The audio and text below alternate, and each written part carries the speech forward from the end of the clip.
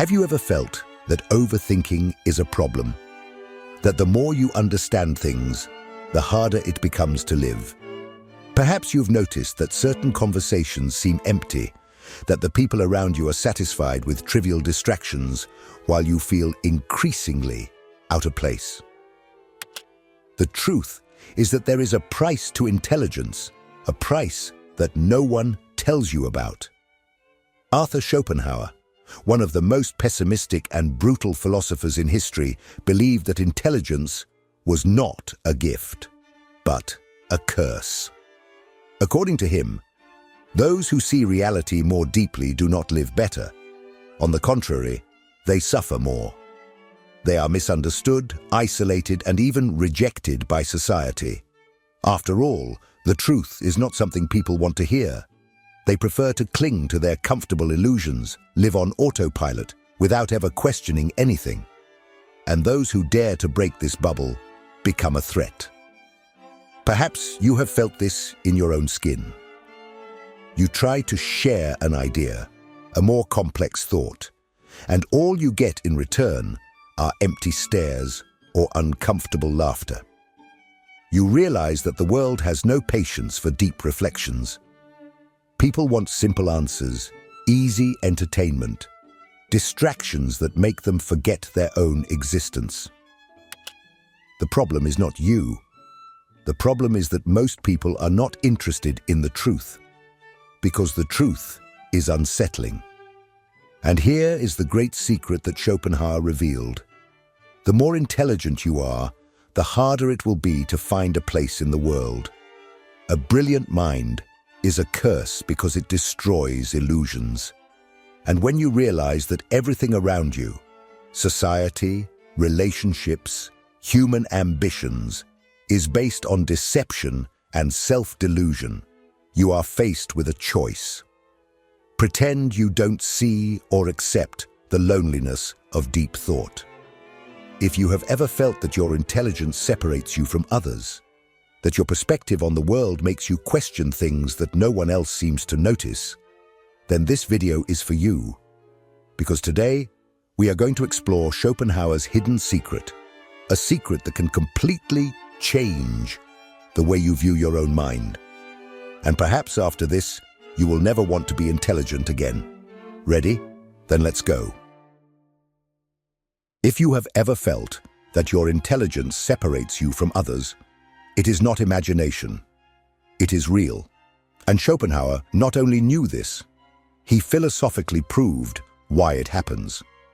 According to him, elevated intelligence does not bring people closer together. On the contrary, it creates an abyss. Think of the moments when you tried to explain something deeper to someone and realized that the person simply could not keep up. Perhaps you talked about a book, a philosophical concept, or even a more subtle observation about life. But instead of interest, you encountered boredom, impatience, or disdain. This happens because most people do not want to think deeply. They want easy answers, simple stories, and a world that does not challenge their certainties. Schopenhauer believed that elevated intelligence creates isolation because society operates on a more superficial level. He compared the human mind to a boat. Most people are sailing close to the shore, in shallow and predictable waters. Meanwhile, the more intelligent are pushed into the open ocean, a vast, deep, and lonely place. While others enjoy themselves near the beach, carefree, those who see further are forced to confront the terrifying vastness of reality. This explains why extremely intelligent people often feel that they do not belong anywhere. They see the errors of society, the contradictions of human behavior, the futility of certain ambitions. But when they try to alert others, they realize that few want to listen. Worse still, those who dare to challenge collective ignorance are seen as arrogant, pessimistic, or even threatening. This isolation is not just social. It is also emotional. Schopenhauer argued that intelligence brings with it an increase in sensitivity. More intelligent people not only understand more, they feel more. They perceive injustices more intensely, suffer upon seeing hypocrisy, and have difficulty conforming to mediocrity. This creates a cruel cycle. The more intelligent you are, the more deeply you feel the pain of the world, and the less you can share it with others. But if intelligence truly condemns one to isolation, what is the fate of great thinkers? Are they all doomed to a solitary and melancholic life? Or is there something even worse? Schopenhauer believed that the answer was not just loneliness, but suffering. And that is what we will discuss in the next part. If this content is making sense to you, click the subscribe button and subscribe to the channel. Thank you for your support. If isolation already seems like a cruel fate, Schopenhauer warns us of something even worse: the inevitable pain that accompanies intelligence. He believed that a man's suffering is directly linked to his capacity for perception. The deeper you see the world, the more reasons you have to feel frustrated, disappointed, and anxious. Ignorance, on the other hand, protects people, allowing them to live in a state of existential anesthesia. But why does intelligence generate suffering? The first reason is obvious: reality is harsh. Most people spend their lives seeking pleasure, distraction, and meaning in superficial things: money, status, empty relationships, religious dogmas. For Schopenhauer, all of this is a fragile illusion. The wise person, one who sees reality clearly, realizes how arbitrary and ephemeral these desires are. He sees that the world is driven by chaos, chance, and human irrationality. With this, one loses the ability to deceive oneself and believe that there is a just order or a supreme purpose guiding existence. The second reason for the suffering of the wise is frustration with mediocrity. The German philosopher argued that the vast majority of people operate at a lower mental level, not because they are incapable of thinking, but because they do not want to. They prefer to take the easier path, accept ready-made answers, and avoid any reflection that forces them to question their lives. The problem is that the intelligent man cannot avoid this questioning. He sees beyond the veil of appearances and perceives the hypocrisy and contradictions of the world. And when he tries to share this vision, he almost always encounters resistance, disdain, or hostility. History is full of examples of thinkers who were rejected, persecuted, and ridiculed simply for seeing beyond the obvious. Socrates was sentenced to death for challenging the beliefs of ancient Athens. Nietzsche was treated as a madman for exposing the fragility of traditional morality. Giordano Bruno was burned alive for asserting that the universe was infinite. These men did not suffer because they were wrong, but because they were right too soon. They saw a truth that society was not ready to accept.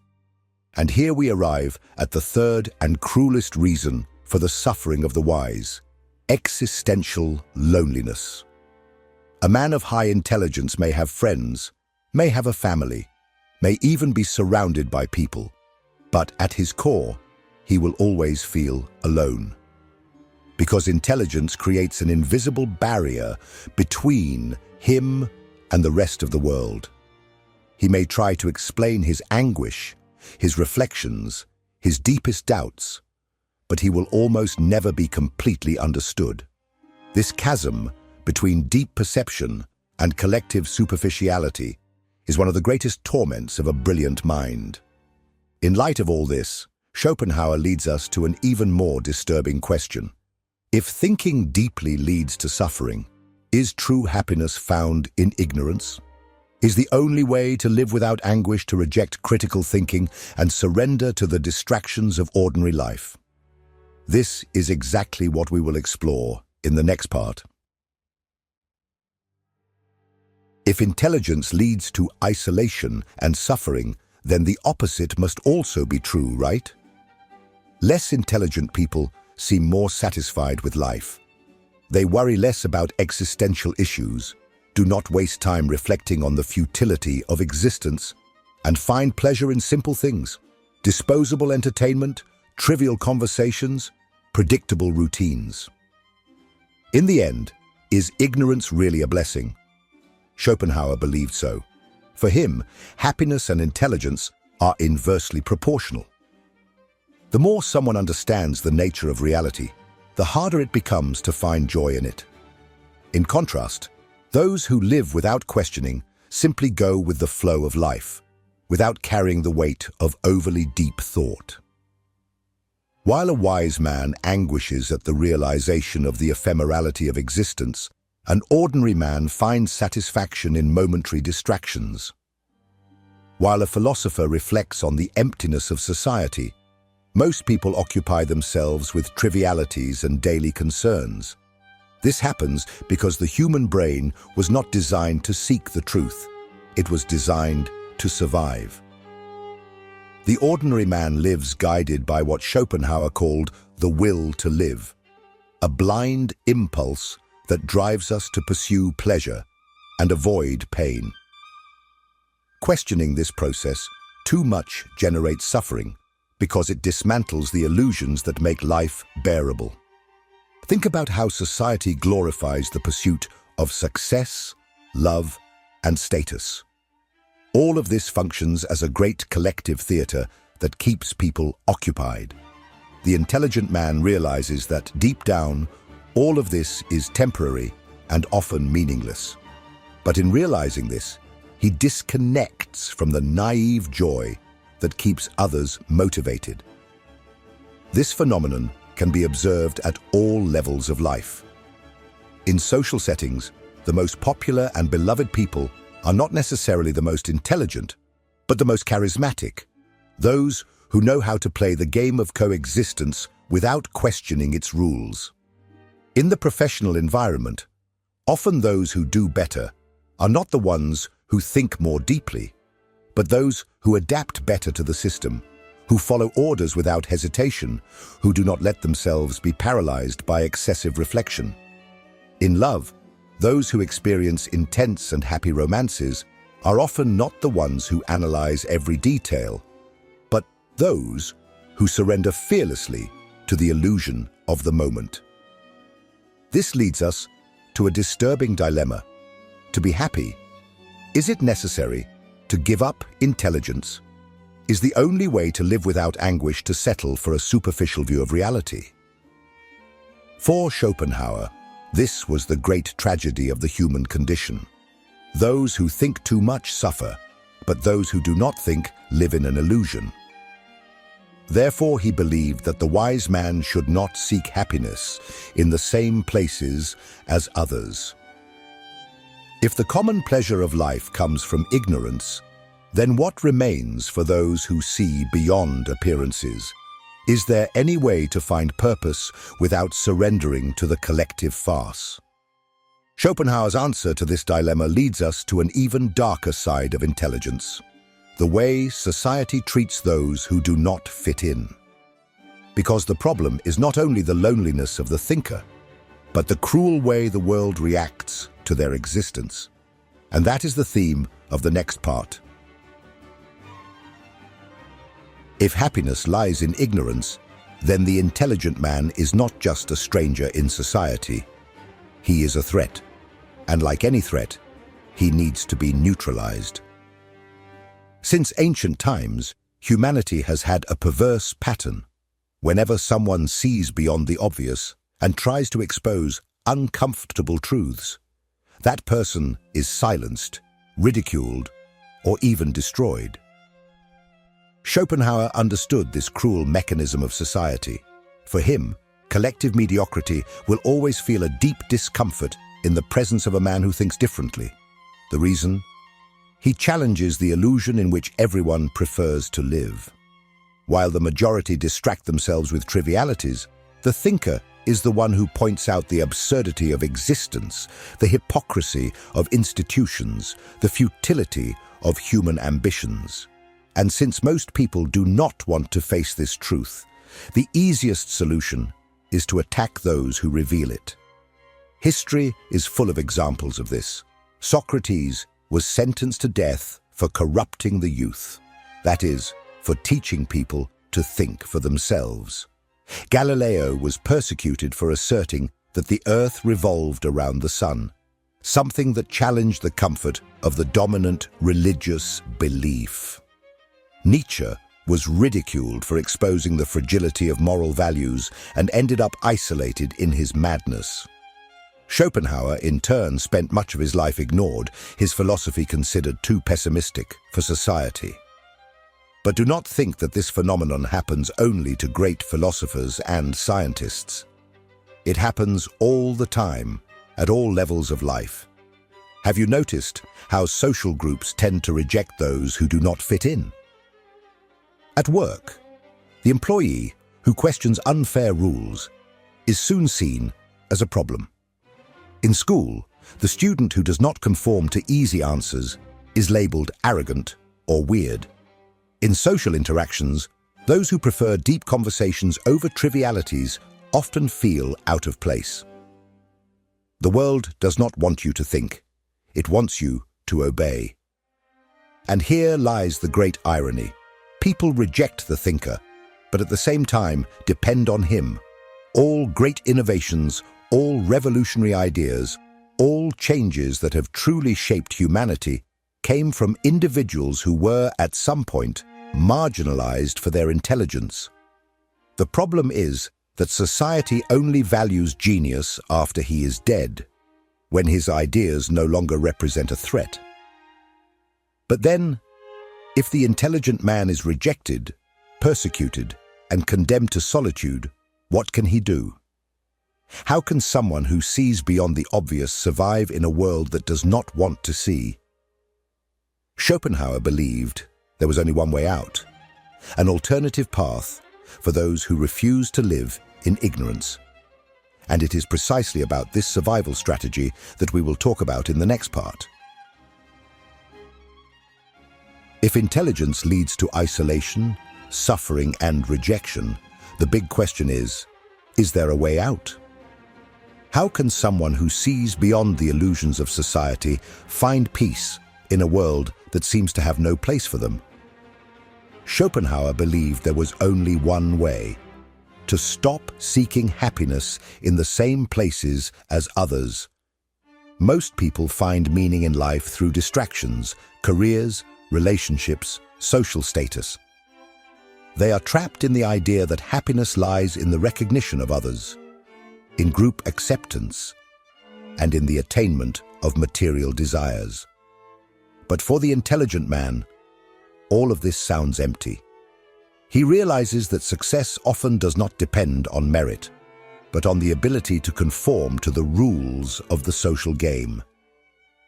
He sees that relationships can be based on projections and interests, and that the incessant pursuit of pleasure is merely an attempt to escape existential emptiness. So, what is the alternative? Schopenhauer believed that the only way to survive one's own intelligence was to radically change the way of living. For him, the wise person should abandon the need for external approval and seek satisfaction in areas where society's mediocrity cannot interfere. This means three things. 1. Embrace solitude as freedom. Most people fear being alone because, without distractions, they are forced to confront themselves. But Schopenhauer saw solitude as a privilege. He argued that the truly intelligent man is never lonely because his own mind is a rich enough universe to explore without a constant need for company. He advocated that, instead of being distressed by the lack of superficial connections, the wise person should use their time for reflection, study, and self-knowledge. 2. Seek refuge in art and philosophy. For Schopenhauer, the only truly pure human experiences are those that do not serve practical purposes, such as art and philosophical contemplation. He believed that music, for example, was the highest form of art because it allowed humans to transcend brutal reality and access something deeper. Instead of getting caught up in worldly concerns, the wise man should take refuge in activities that expand his mind without requiring social approval. 3. Reject the illusion of happiness and accept serenity. The greatest mistake of the intelligent man, according to Schopenhauer, is trying to find happiness in the same molds as common society. Intelligence makes the individual realize that complete happiness is an illusion, and the sooner he accepts this, the freer he will become. The goal, then, is not to seek artificial happiness, but to achieve a state of serenity. This means reducing desires, avoiding excessive involvement with the world's trivialities, and finding pleasure in existence itself without relying on external factors. This philosophy may seem harsh, even cruel, but there is something liberating about it. Because when you stop seeking in the world something it can never give you, you free yourself. You stop getting frustrated with people, with institutions, with the system. You accept reality as it is and learn to live on the margins of it without being controlled by it. But then, if the thinker's path is to distance themselves from the common world, what is the final destination for those who follow this journey? What happens to those who abandon the illusions of society and decide to live only by the truth? Schopenhauer had an answer for that, and this answer is what we will discuss in the final part. And so, we come to the final point of this journey. What is the true destiny of the man who sees beyond? If he cannot fit into society, if conventional happiness eludes him, if his mind is both a gift and a curse, what is the inevitable end for one who refuses to live in illusion? Schopenhauer had no romantic illusions about this destiny. He knew that intelligence, when taken to its ultimate consequences, condemns the individual to solitude and misunderstanding. The thinker will never find comfort in the distractions of ordinary life, will never be fully accepted by those who live automatically. But does this mean he is doomed to suffering? Not necessarily. The true secret lies not in trying to escape this burden, but in learning to carry it with dignity. The man who understands the nature of existence and accepts reality as it is, without the layers of illusion that most people need to endure life, achieves a kind of freedom that few will know. He does not seek meaning outside of himself, does not care for the approval of others, does not allow himself to be enslaved by the incessant desire for more. He understands that the world has always been chaotic, unjust, and indifferent, and by accepting this, he becomes immune to the disappointments that destroy others. Schopenhauer believed that the wise man should abandon any hope of transforming society or being understood by it. Instead, he should dedicate himself to cultivating his own mind, to appreciating art, philosophy, and contemplation. He should be a spectator of the world, not a prisoner of it. But this conclusion raises an uncomfortable question. Is it worth being intelligent? If ignorance brings happiness and wisdom brings isolation, is the pursuit of knowledge a rational choice? Or should we choose to remain in illusion like everyone else, if we could? Now, I want to know your opinion. Do you believe that intelligence truly condemns one to suffering? Or do you think it is possible to be intelligent and at the same time find happiness? Leave your comment and share your view. And before you go, don't stop here. The next video is essential to continue this journey of reflection. There is something important in it that you need to hear. Watch now and keep expanding your mind. See you there.